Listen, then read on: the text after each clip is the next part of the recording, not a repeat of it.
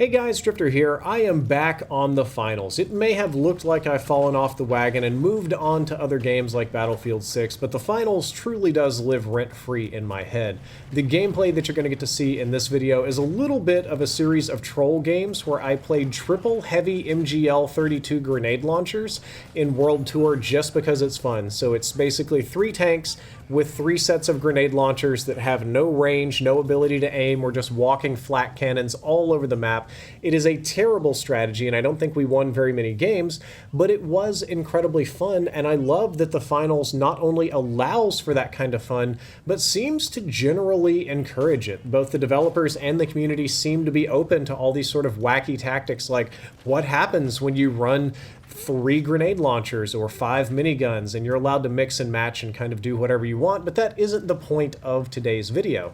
The point of today's video is actually to talk about the growth in player base of the finals, and recently that can be directly attributed to attention brought to this game by Moist Critical, otherwise known as Penguin Zero or Charlie, a living legend meme of a YouTuber, huge channel. I think he's just under 18 million subs in case you're not actually familiar, but Moist Critical came back to play the finals after about 2 years and has been having a lot of fun with it. He's made, I think, 1 video on the main channel and the gaming channel where there's supposed to be Resident Evil streams and single player stuff and trying out new games, is increasingly becoming just streaming the finals.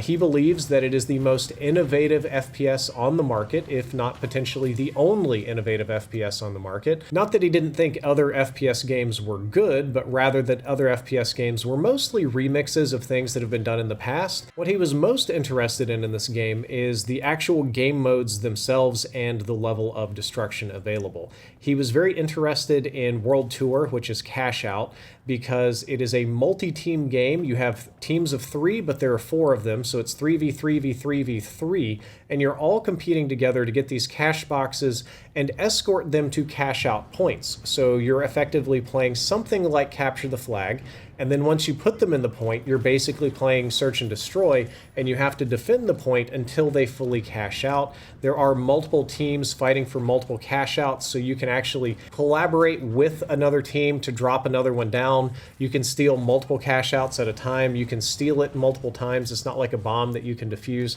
And there's a lot of really interesting gameplay mechanics that come up when you have this sort of multi-team experience. Also pointing out that the level of destruction or levolution in the finals is truly at the top of its class, vastly exceeding that of Battlefield 6 and just about every other game that I've played since Red Faction, and that the destruction isn't just cosmetic, but plays like a fundamental role in how you attack or defend certain points. You can put your cash box on something really high with the intention of when people come to steal it, you blow out the supports and drop it. Or if the cash box is maybe up really high but defended well, you as an attacker could come in through the floor and blow it up, which is also quite fun. And Charlie also summed up the hero elements of the game, this is an opinion that I would agree with, as something that you've definitely played before, but very, very polished. Like, we've played games where you've got invisibility and scans and big jumps and healing guns and things like that in the past. None of the equipment or utility or hero shooter elements of the game are particularly new. They're all some flavor of something that you've definitely played before, but in the finals, they are extremely polished, and that's an opinion that I would agree with. One other thing is that I'm slightly jealous, maybe more than slightly jealous, that my videos with the finals did not perform as well as Charlie's couple of videos, but then again, there's an order of magnitude difference in subscribers, and I'm not a living meme like he is, unless, of course, I'm the SpongeBob meme, where my skin is made of paper, every morning I break my legs, and every evening I break my arms. I'm kind of running that, I'm the guy in the bed. But my videos never quite captured the gaming community's zeitgeist in quite the way that Moist Critical has at the moment.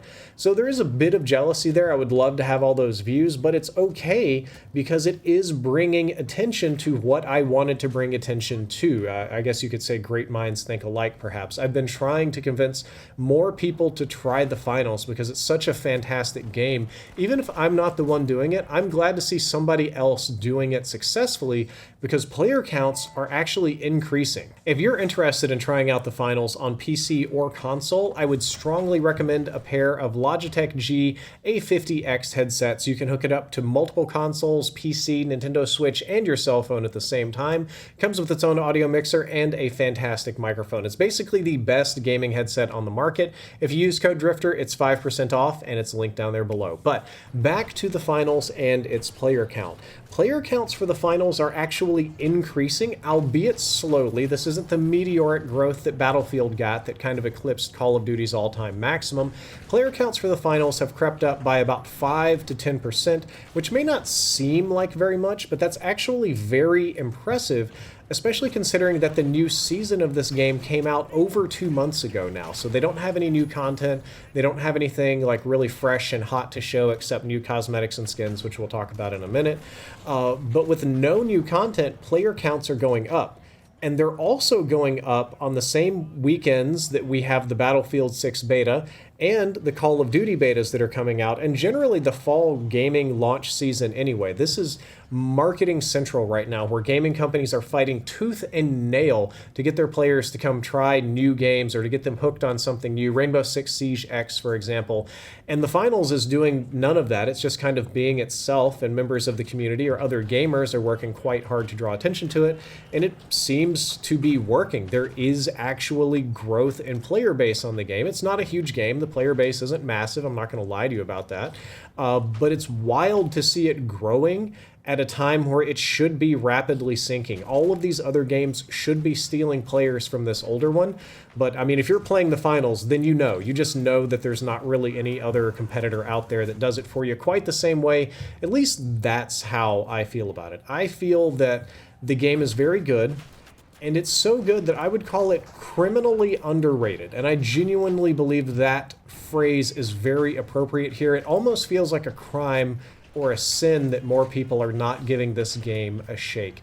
I feel like what it deserves is for somebody to go on Steam charts and add a little 0 to the end of its player count. Like an order of magnitude more players is what the game probably deserves. Because there's an incredible amount of FPS quality present in the finals that just isn't being experienced by enough people. The game has fantastic gunplay, fantastic gun animations. Everything feels really nice and smooth and very kind of real in your hands, even though you're playing a simulated shooter.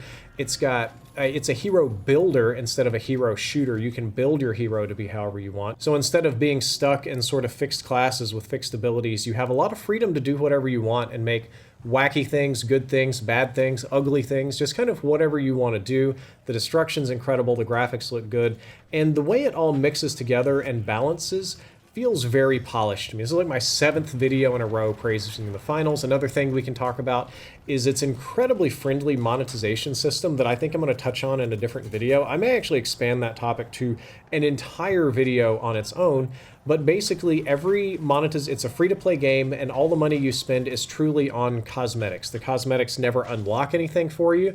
They never make any guns better or worse. They're just skins for you or your characters.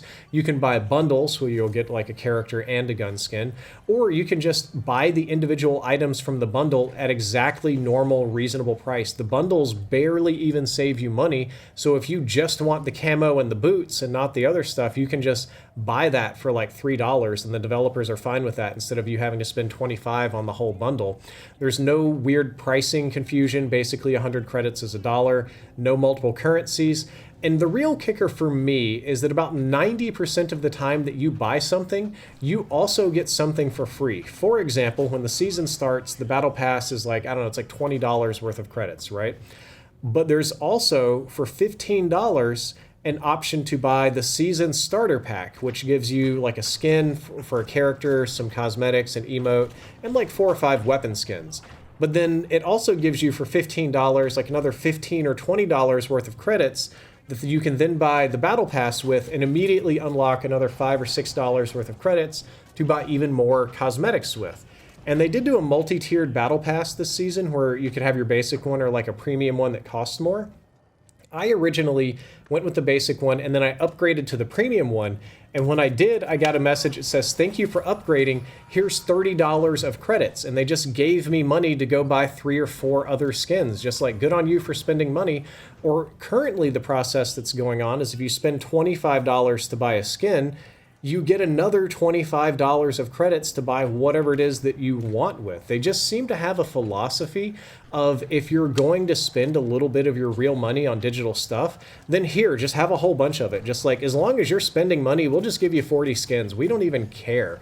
So I really like that, and I really respect that. And the Finals is the game that I most want to play. It's shameful to admit. I know Battlefield 6 is incredibly hype right now. That's what the entire all the FPS players in the world are like laser focused on, that Battlefield 6. But the Finals has been living truly rent-free in my head for months now. When I have my downtime to think about what I want to play or what content I want to make, I'm usually thinking about the Finals instead of Battlefield or Call of Duty or anything like that.